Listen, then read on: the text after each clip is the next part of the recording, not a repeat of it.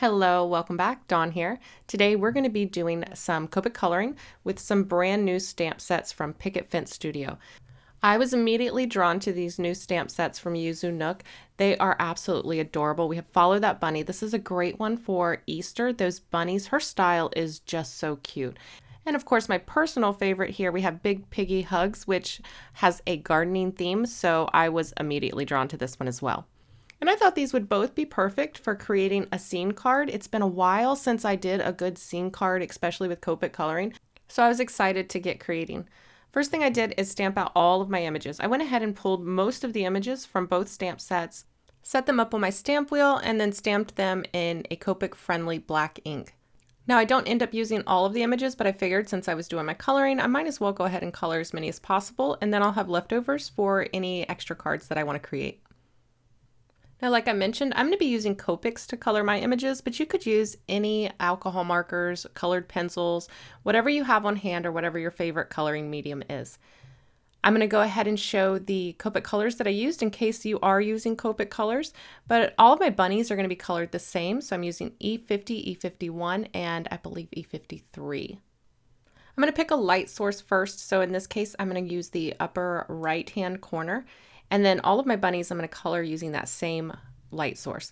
And they're all going to be colored pretty much the same. I like to start with my deepest colors first, anything that would be in shadow or anything that would be darkest.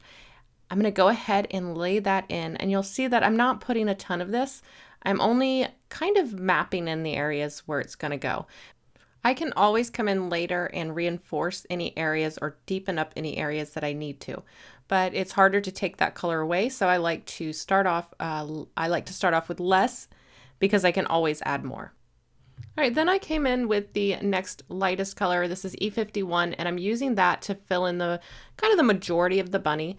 I'm going to use that E51 to pull that E53 into the center of the bunny. I'm kind of creating a rounded appearance here. So on his head, I want it to be darker on the outside. In the center of his face, I want it to be lighter. And the same with his leg there and his belly. And that's where I'm going to use my lightest color, which in this case is E50, to fill in the rest of those areas. Now that I've got the base of my bunny colored, I can come in here and assess anywhere that I just need to darken up any areas. And to do that, I'm going to come back in with the E51. Instead of going with the E53, I'm going to take my time. I'm going to use the E51 to add in any extra depth. Anywhere where there's something in front of anything else, so like his arm here, it's on top of his belly, it'll be casting a shadow. Underneath his chin, there will be a little bit of a shadow. That back leg will be in shadow. And then the whole back side of his body, which is facing away from the light source, will be a little bit darker. Now, some of those areas I do want to soften out a little bit, so I'll go back to that E50 and I'll soften that transition from the dark to the light. And then we'll work on his ears there. So for the inside of his ears, I'm just going to do a light pink, and E02 is a pretty, I think it's called fruit pink, but it's a pretty soft blush. So I used that at the very base of the ears. I'm going to use E00 to pull that color out. And then on the one ear that is on the right side there facing the light source, I'm just going to add E000 to the very edge. Again, that side, that ear will be brighter because it was facing the light source. So now I can come in and put in any cast shadows. So I went back to that E53 and I'm adding just a little bit deeper color in just some of those shadow areas. Anywhere like his arm, over his belly, I'm deepening that up, underneath his chin. And this is going to give me different depths even in my shadows. So I know this is a very simple image and it seems kind of overkill, but it's actually a really good type of image to practice your lights and your shadows because there's not a lot of detail to get in the way. I went ahead and finished coloring the rest of the images for the bunny set, and then I'm going to show you more on the Big Piggy set because I think that the coloring, the objects that we're coloring on there are a little bit more interesting. A lot of these are just eggs, and it's really easy to color circle. I always start with the darkest color on the outside. I pull in that dark color with my next mid-tone color and then fill in the highlighted area with my lightest color. So they're pretty much all the same. Now moving on to these cute little piggies, I went with the E's. The E0s and the E1s, they have a very pinkish tint to them, but they're not overtly pink. So I went with E02, E11, E00, and E000. This time I'm imagining that my light source is in the upper left-hand corner. So I'm going to apply my darkest color here. It's the E02 to the right side, the right lower corner of all of my image. So you can see here that I'm just kind of following that map, and then anywhere that the face would be indented or shadowed. So right above that nose, if I make that just a little bit darker, it's going to push the snout there further forward. Then I came in with the E11 and I'm softening out that harder edge of that E2 or the E02. Then I'm going to use the E00 to further pull out that E11. And then I'm leaving just the smallest highlight there on the top of his head for his ear and his arm, and I'll fill that in with the E000. Now, just like I did before, now I can come in and reassess anywhere that I need to deepen up shadows. So right there on the lower right-hand corner of his jaw, right above his snout, I'll soften that out with the E00. And then, like I mentioned before, even your shadows have different levels of depth. So I'm going to come in with that E11, and I'm going to add that to the deepest, darkest areas. So right there where his sleeves and his pants would be casting a shadow, that arm that's in the back there, underneath his ears. And then if necessary, I will soften that out. We can't forget his little nose there, so we're going to use the E02, E11, and the E00. Now, I decided to put all my little piggies in denim overalls, and for those I used B97, B45, and B32. And the method is going to be the exact same here as I did for every other object. I'll start with my dark, pull that out with my midtone, and then use my highlight to fill in the last little bit. Now you'll notice here with his little leg, I am darkening up either side of the leg, so the left and the right, and I'm leaving the highlight in the middle. So that's going to make his leg look rounded. So I continued coloring the rest of the images, and for my color palette in this one, I knew that I was going to be using most, if not all of these images together on one card to create a cute little scene. So I really let the objects here dictate my color palette. We have the carrot and the corn and then these cabbages and lettuces. So I knew I was going to have that orange, yellow, green. So I went ahead with a primary like red and blue as well to complement those colors. And I ended up with this very harmonious color palette. All right, so now that we have all of the images colored, I moved on to cutting out my pieces using the coordinating dies. And now I have elements for 2 cards here. So let's get started on the first one. And for this one, we've got this cute little scene where the bunny is trying to hold up the greeting there, and then the other little bunny is on the top and he's sliding off. I just thought that this one was playful and fun. So first up, I wanted to cut that large Happy Easter word die because that's going to kind of be the focal point of this card. And it comes with the word and the shadow die, but I only need the actual Happy Easter greeting for this one. So I went ahead and die cut that from white cardstock. Now, later we will color that, but right now I just needed my main pieces so I could kind of dry run and trial my layout here. At this point, I don't know exactly how I'm going to arrange them, but I know that I'm going to use this large greeting and I'm going to have the bunnies interacting with that large greeting. So once I have a loose idea for what I want to do, and I know that this is going to be in landscape now, I can go ahead and create my background. I used the new scene building stencil. This is the Layers of Adventure. It has 3 stencils in it. It has a couple different cloud profiles, a couple different land profiles, and then in the middle of them, they have some different shapes. So one has clouds cut out of it, one has butterflies, one has stars. So you can use these for a lot of different things. I'm going to use it for its intended purpose, which is basically to build a scene. So I'm going to use a couple of the different cloud profiles here with a light blue ink and a large blending brush, and I'm just adding some layers of clouds here. I'm going to use 2 different ones, and I'm going to vary the way that I'm laying them down. Here you can see those butterflies. I'm just going to use a little bit of either masking tape, in this case I'm using a Post-it note, to cover those up, and then I'll go ahead and keep blending this. So I'll keep moving and shifting this and creating different layers of clouds until I've finished about, probably about 3/4 to 4/5 of this. I'm going to have this mostly sky and just a little bit of ground.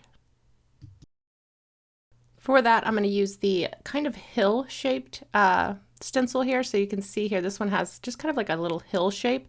Again, I'm going to use those Post-it notes to cover up the stars, and I'm going to ink blend this with bright green ink. And now I have the perfect backdrop to create my little scene on. So I went ahead and arranged everything on the background, all of the pieces that I pretty much knew I was going to be using. And I decided that, well, one, we need to do something about that sentiment. It blends into the background way too much. But I also wanted to add a couple extra little pieces to help incorporate the bunnies into the background a little bit more. So I stamped and die cut some of the little grass pieces that are included in Follow That Bunny. And I'll be using those at their feet and then in front of the little wagon wheel there. So now it's time to tackle that sentiment because right now it's blending into the background too much. It just doesn't stand out. So I die cut another one from white and we're going to ink blend this with some purple. Now instead of using a blending brush, I'm going to use these mini paper pouncers from Picket Fence. They are perfect for adding color to any delicate die cuts that you've already cut. So if you are unsure, you can cut it from white and then you can come in later and just pounce this color on and you'll get beautiful coverage without damaging or distorting any of your dies. So here I'm going for a gradient look, so I'm applying it heavier at the bottom and then slowly getting lighter as I work my way up to the top of the die cut. Now I wanted to add some glitter and some sparkle because why not? And I've already adhered this to a white blank to give it just a little bit more heft and stability. Covered the entire thing with Versamark, just taking the pad straight to the die cut and then sprinkled on some Wow Clear Sparkle embossing powder. And then I'll use my heat tool to melt that. And that's going to give us this sentiment here that has a high shine with all of that sparkle trapped underneath. It never shows up on camera quite the way it does in real life, but it's beautiful. I use some liquid adhesive on the back of this and then I'll just tap it so that none of that adhesive oozes out. This helps to take away some of that extra adhesive and then I'm going to center this at a little angle here. You can see I left all my elements on the page so I could get a better idea of where this needs to go. I want to make sure that there's enough room for my little bunny who's going to be sliding from the top down and then also my bunny on the side who's trying to hold the Happy Easter from falling. I think that this is absolutely adorable. All I had to do now was finish adhering everything. I used a mix of liquid adhesive and foam adhesive and then added a little bit more sparkle using a Spectrum Noir clear sparkle pen on all of the Easter eggs and then some glossy accents on the bunny's noses. And that will finish up this card. So let's jump into the next one. And this one is super easy. It's just a matter of creating our background and then arranging our little images there. Now for the last card, I made the sky the biggest portion of our card. This time I'm going to reverse it and we're going to make the land or area, the actual ground, about 2/3 of the card front, and then the sky will just be the top portion. So that's going to make it look like we have more depth of field, like the ground. We have the very foreground, and then you have the background, and then the sky. So it brings that horizon line up a little bit, and it gives us more area to arrange and create our little scene here on the ground. So I always kind of do a dry run. Once I get them about where I think they're going to go, I'm going to bring in that stencil and I'm going to lay it on top. The same stencil that we used last time, that, what was it called? Layers of Adventure. And I used that to create the background here too. So I'm going to use both of these land profiles. So this one, we've got a little piggy pulling a carrot out of dirt. So I'm going to create the foreground of this to be dirt. We've also got the little piggy sitting in that cabbage, which looks like it hasn't been harvested yet. So it makes sense. It would be growing out of the dirt. And I'm going to ink blend this a little splotchy to make it look more like dirt. And this gives me that foreground of the actual garden. So where all of the vegetables would be growing. I'll test it out, lay my images here, see how it looks great. And then I worked on creating the background. So the background is going to be like grassy. So I grabbed that little hill stencil there, put that in place and ink blended that in green. Finally, I put in the sky. So I grabbed another one of those stencils and then used the cloud edges to ink in some clouds there using some light blue. Now those clouds are super white, so I'm going to soften them out with just whatever's left on my brush.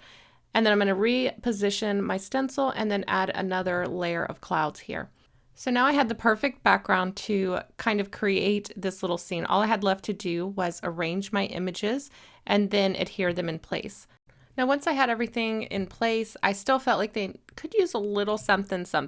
So I stamped out the little worms and the white picket fence that's also included in that Big Piggy Hugs stamp set, and die cut them using their dies. Now for the little fence there, instead of doing 2, I just did the 1, and then I'm going to cut it in half and I'm going to adhere it to each side. So if you wanted the fence to come in further, you could certainly do 2. I just decided I'm lazy. That's the truth. I'm lazy. And I thought, well, I can just kind of do half on the left and half on the right, and it will get the idea across. And it did. So that's pretty much going to finish this card as well. So let's go ahead and review both cards.